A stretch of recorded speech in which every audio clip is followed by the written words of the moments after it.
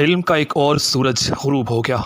ہزاروں علماء کے استاد اور جامعہ بنوری ٹاؤن کے شیخ الحدیث مولانا انور بدخشانی انتقال کر گئے۔ انا للہ و انا الیہ راجعون۔ مولانا بدخشانی کو اللہ تعالیٰ نے علمی اور نسبتی ہر حوالے سے عالی نسبتوں سے نوازا تھا۔ آپ کے اولین استاذ مولانا محمد شریف تھے، جو مفتی اعظم ہند مفتی کفایت اللہ کے تلمیذ خاص رہے۔ آپ کو علامہ سید یوسف بن نوری، مفتی ولی حسن ٹونکی، شیخ عبد الفتاح ابو غدہ، مولانا محمد طیب قاسمی، علامہ شمس الحق افغانی، شیخ محمد ادریس میرٹھی، علامہ عبدالرشید نعمانی سے اجازت حدیث حاصل تھی۔ ابتداءً محدث الاثر علامہ یوسف بن نوری کی دختر نیک اختر آپ کے عقد نکاح میں آئی۔ ان سے آپ کی کوئی اولاد نہیں۔ ان کی وفات کے بعد مفتی اعظم پاکستان مفتی محمد شفیع عثمانی رحمہ اللہ کی نواسی آپ کے عقد نکاح میں آئی۔ ان سے آپ کی 5 اولادیں ہیں، جن میں سے ہر ایک اپنی مثال آپ ہے۔